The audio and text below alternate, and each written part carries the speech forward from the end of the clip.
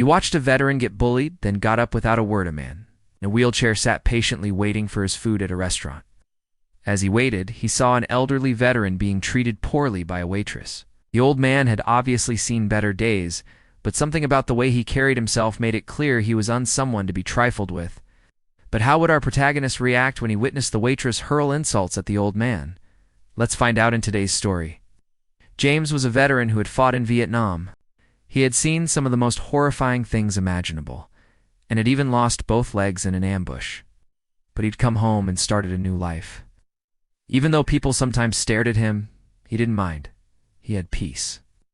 One day he decided to go to his favorite restaurant, Charlie's Place. It was a cozy place with friendly staff and good food. James went there often.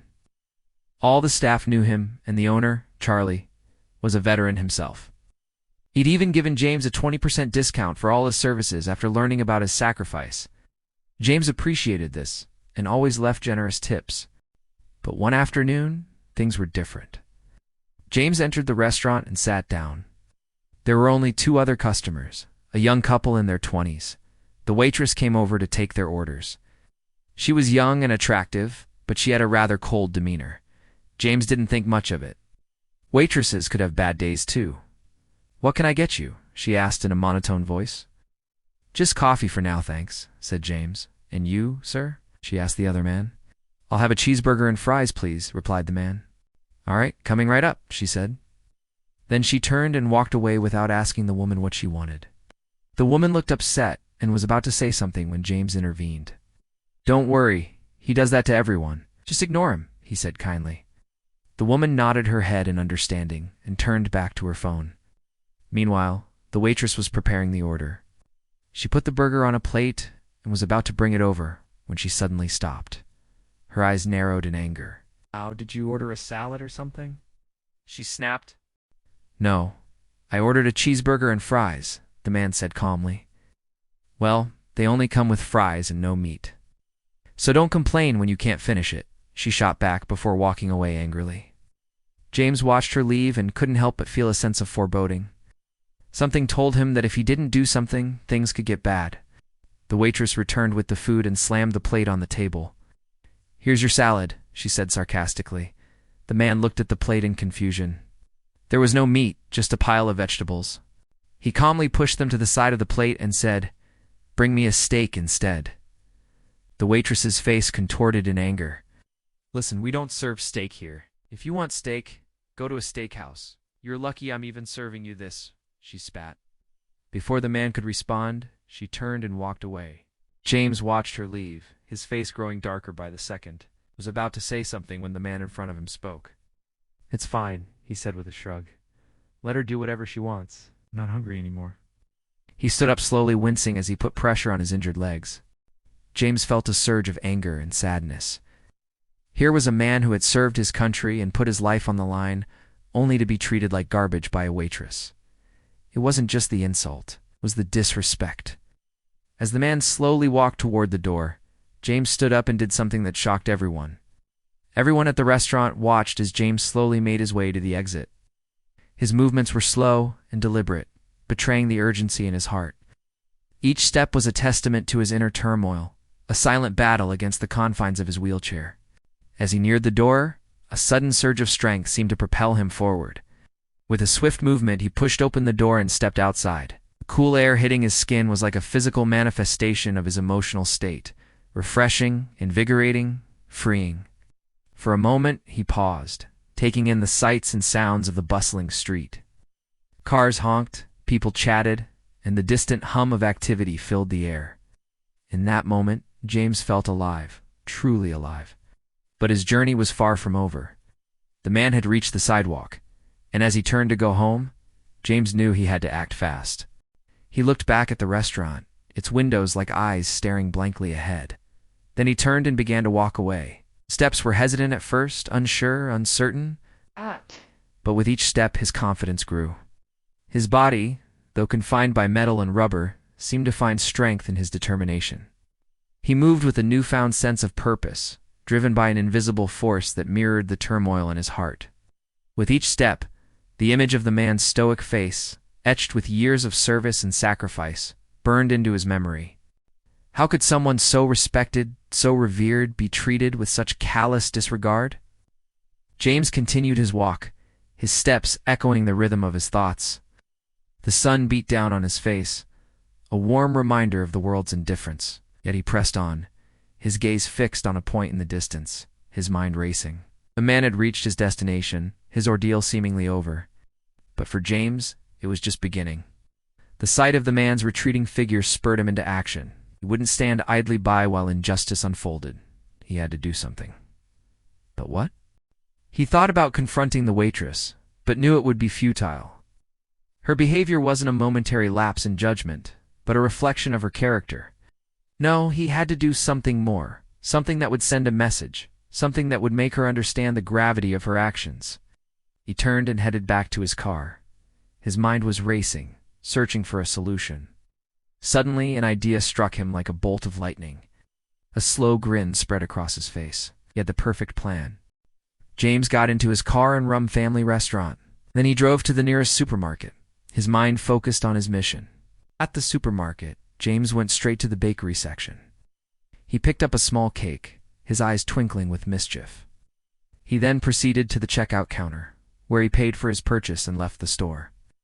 As he drove back to Charlie's place, he couldn't help but smile. He knew exactly what to do. When he arrived at the restaurant, he parked his car and walked inside. The waitress was standing behind the counter, chatting with the other staff. When she saw James enter, her face fell. She knew what he was there for. James approached the counter with a calm demeanor, his eyes fixed on the waitress. "Can I help you, James?" she asked, her voice dripping with sarcasm. "Yes, actually, I'd like to speak to the manager," he replied, his tone polite but firm. The waitress hesitated, taken aback by his request. "He's busy right now," she said, trying to shoo him away. "That's fine. I'll wait," James responded, his gaze unwavering. The waitress felt a surge of annoyance. She couldn't believe he was actually sticking around. She wanted to tell him to leave, but knew it would only escalate the situation. So she grudgingly agreed. She turned and walked away, leaving James standing at the counter. Moments later, Charlie appeared, his face etched with concern. "James, what's going on?" he asked, his voice laced with worry. "I need to talk to you about the waitress," James said, his tone serious. "Is there a problem?"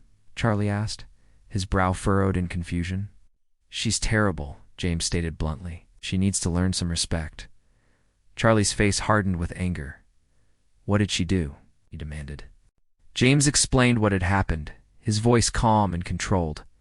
As he spoke, Charlie's expression grew darker. Couldn't believe his waitress would treat a veteran so badly. When James finished his story, Charlie turned and marched toward the back of the house, his presence commanding attention. In moments, the waitress appeared, her face ashen as she met Charlie's furious gaze. "You need to explain what happened," Charlie said, his voice booming. The waitress stammered, trying to justify her actions, but Charlie cut her off. "I don't want excuses. I want answers," he thundered. Fear flickered across the waitress's face as she realized the gravity of her mistake. She had crossed a line she shouldn't have, and now she was facing the consequences. As the waitress recounted the incident, shame filled her eyes. She understood the weight of her actions, the disrespect she had shown, not just to the customer, but to the very essence of what Charlie's place stood for.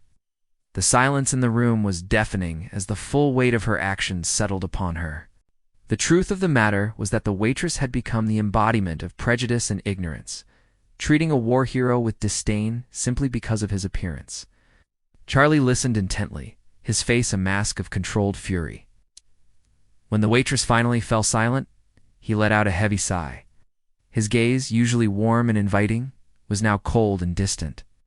"You're fired," he stated flatly, his voice devoid of emotion. The word hung in the air, a finality that left no room for argument. The waitress's face drained of color as she processed Charlie's words. Her job, her livelihood, was hanging in the balance. But deep down, she knew she had brought this upon herself. In that moment of truth, she realized the magnitude of her mistake. It wasn't just about losing a job. It was about losing respect, dignity, and the trust of an entire community. As the waitress packed her belongings, her shoulders slumped in defeat. The vibrant colors of her uniform seemed dull and lifeless, mirroring the state of her spirit. Each item she packed was a reminder of her failure, a tangible representation of the shattered trust. Outside the restaurant, the waitress walked slowly, her head bowed in shame.